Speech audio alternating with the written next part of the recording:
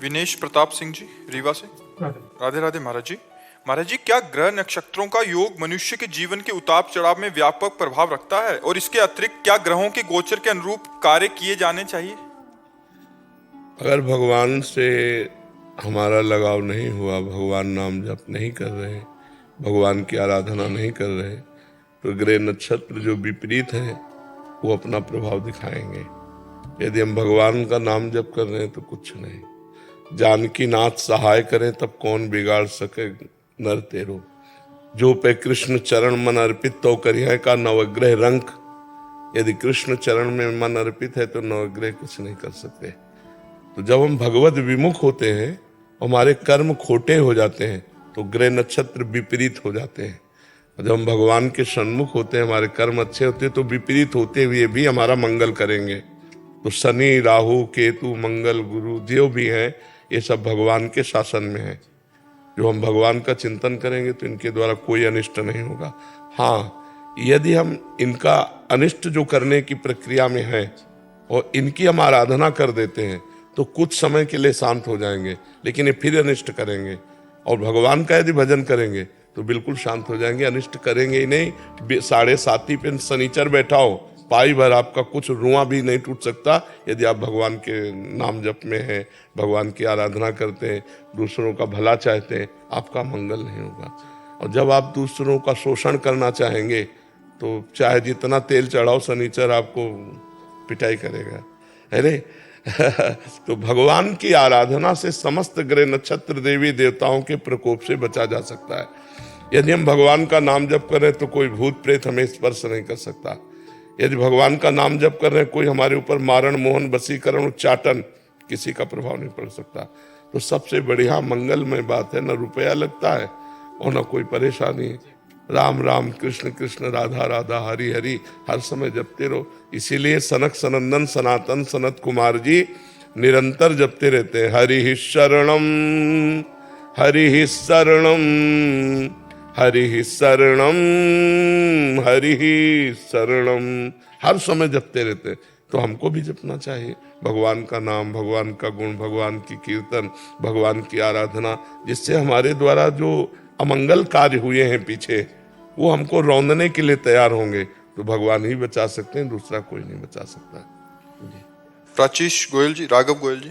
श्री हरिवंश। श्री हरिवंश महाराज जी। महाराज जी, हम कैसे जान सकते हैं कि हम भक्ति पर चल रहे हैं, भगवान हमारी भक्ति को स्वीकार कर रहे हैं और वे हमारे साथ हैं? क्या पहली बात, होता है? हम कैसे जान सकते हैं कि हम भक्ति के मार्ग में चल रहे हैं? तो उसके लक्षण है भाई। जैसे आप इंटर में पढ़ते हो तो उसका विषय है ना, फिर आगे बढ़ते हो तो उसका विषय है। ऐसे भक्ति का प्रारंभिक से लेकर के भगवत प्राप्ति तक का विषय है। हम भगवान का नाम जप करते हैं, हम भगवान का नाम कीर्तन करते हैं, भगवान की कथा सुनते हैं, भगवान को भोग लगा के प्रसाद पाते हैं और भगवान की शरण में है। यहाँ से भक्ति प्रारंभ होती है। और रंग लाते हुए किसी का हम अहित नहीं करेंगे, किसी माँ बहन की तरफ गंदी दृष्टि से नहीं देखेंगे, किसी का हम बुरा नहीं सोचते, बुरा नहीं करते, बुरा नहीं बोलते, और हमारा हृदय हर समय भगवान में लगा रहता है। हमारे अंदर भक्ति आ गई है, भगवान ने हमें स्वीकार कर लिया है, हमारे ऊपर भगवान की विशेष कृपा है। तो भगवान के प्रेमी भक्तों से संबंध हो जाना, उनके दर्शन होना, उनका संभाषण मिलना, उनसे हमारा अपनापन हो जाना। अब मोहि भाव रोष हनुमंता, बिनु हरि कृपा मिले नहीं सुनता। विभीषण जी की भक्ति तो चल रही थी, लेकिन विश्वास तब हुआ जब हनुमान जी का दर्शन हुआ। शरणागति परिपक्व तब हुई जब हनुमान जी का पहले दर्शन हुआ, तब फिर राम जी की शरणागति हुई। तो प्रेमी महाभागवतों का दर्शन ये दुर्लभ है। सुत दारा धन लक्ष्मी पापी के घर होए, संत समागम हरि कथा तुलसी दुर्लभ धोए। तो जब भगवत प्रेमी संतों का दर्शन हो तो समझना चाहिए भगवान हमारी भक्ति स्वीकार कर लिए, प्रसन्न हो रहे हैं। जब द्रोह दीन दयालु राघो तो साधु संगति पाइए। संत समागम सम न लाभ कछु आन। अगर संत समागम मिल गया तो मतलब भगवान हम पर बहुत प्रसन्न है। तो हमारे भक्ति मार्ग का क्या लक्षण है, और भक्ति से हमारे भगवान प्रसन्न है। ये तीसरा क्या है? तीसरा है कि हम भगवान हमारी भक्ति को स्वीकार कर रहे हैं, वो हमारे साथ हैं। हाँ, समझ रहे ना।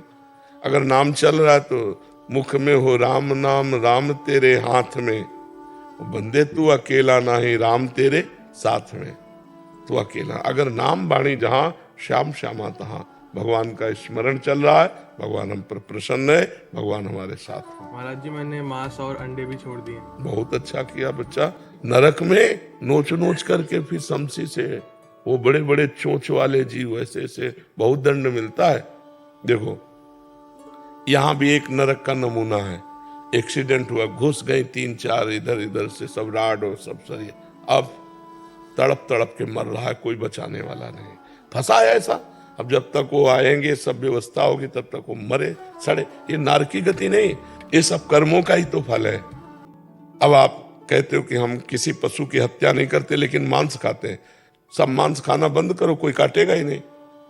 सोचो जब मांस की बिक्री बंद हो जाएगी तो पशुओं की हत्या अपने आप बंद हो जाएगी। तो एक एक करके मांस खाना बंद करो, गौ हत्या अपने आप बंद हो जाएगी, पशुओं की हत्या अपने आप बंद हो जाएगी। सृष्टि को समेटने का काम किसको है? भगवान को। भगवान 3 रूपों में है।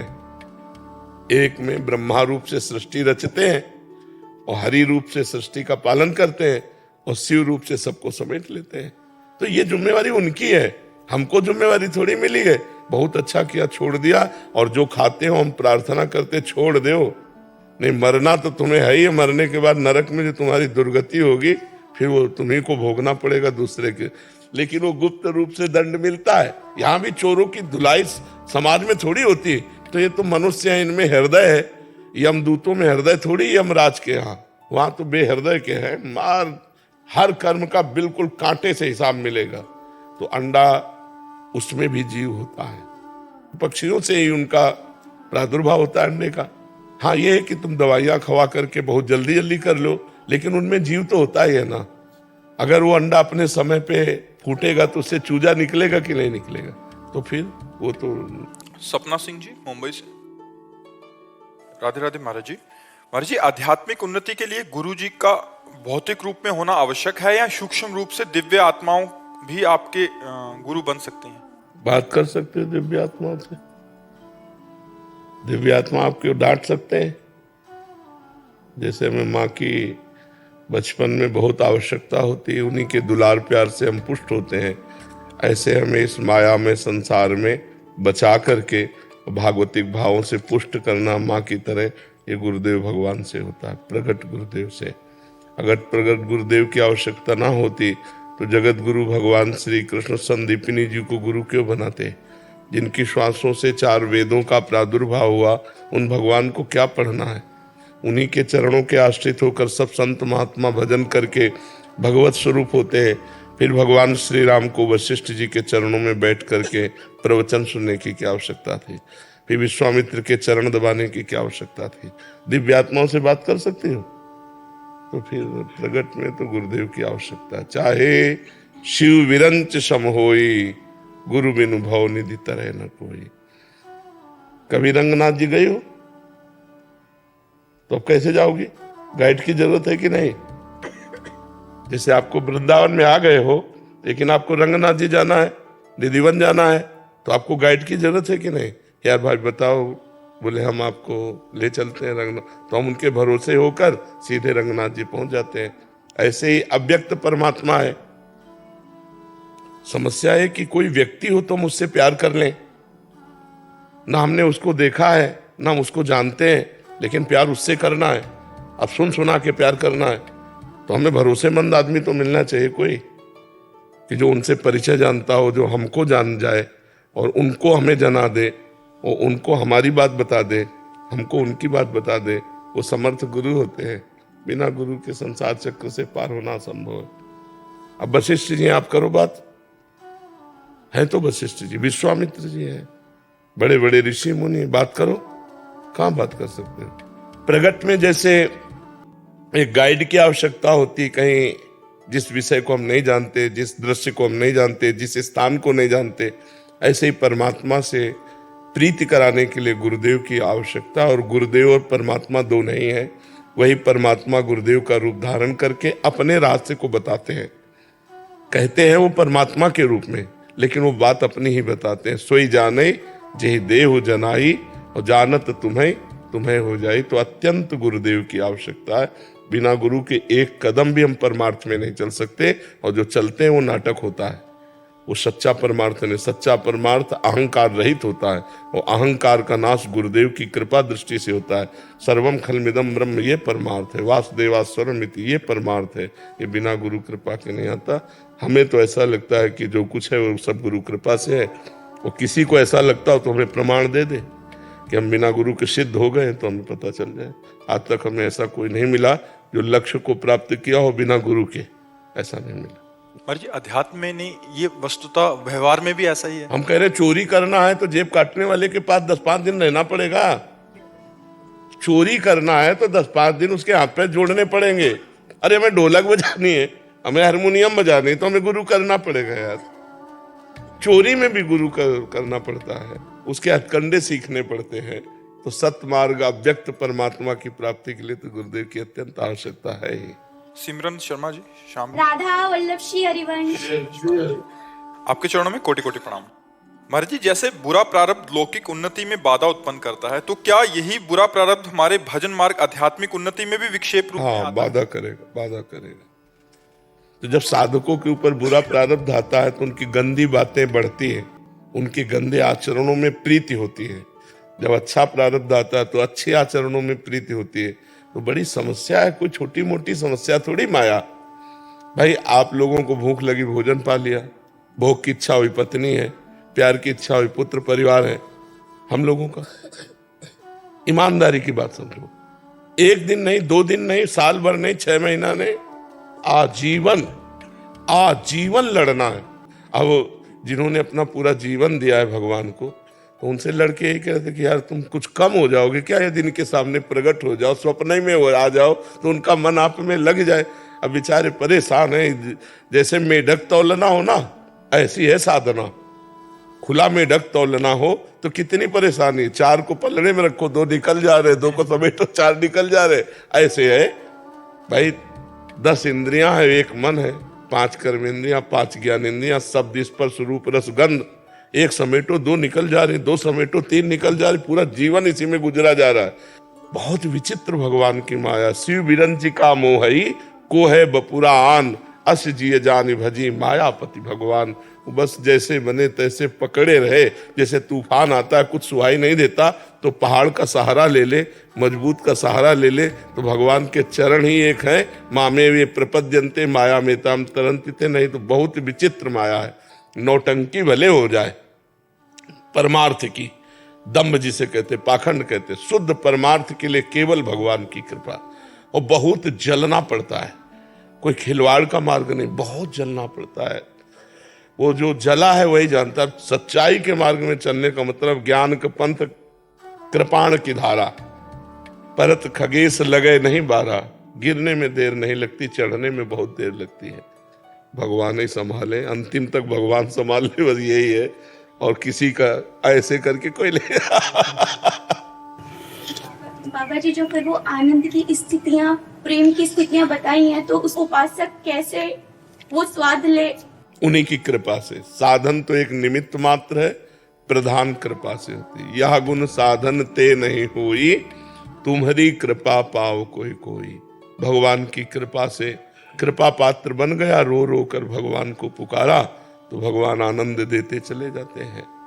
जिसके हृदय में बात बैठ गई, सब अंग गुणहीन हो, ताको यतन न कोई, एक किशोरी कृपाते, जो कछु होई सो होई।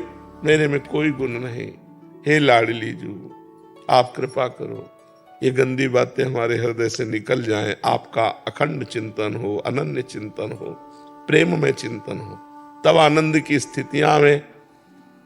अभी तो भोगों का चिंतन होता है, संसार का चिंतन होता है, शरीर का चिंतन होता है, मान प्रतिष्ठा है, नरक तुल्य है, इनका सब चिंतन होता है।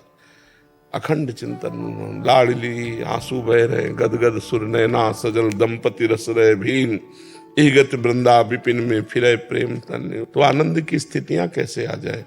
जो ज्ञान की भूमिका है, जो भक्ति की भूमिका है, वो तब बढ़े जब उस पे चले, खड़े भक्ति के रोड में, और देख संसार की तरफ रहे। रुपया पैसा मान प्रतिष्ठा, ये सब बहुत नाटक है, बहुत नाटक है। जिस दिन सच्चाई आ जाएगी तो भगवान दूर नहीं, हृदय में ही बैठे हुए हैं, हृदय में बैठे हैं जी।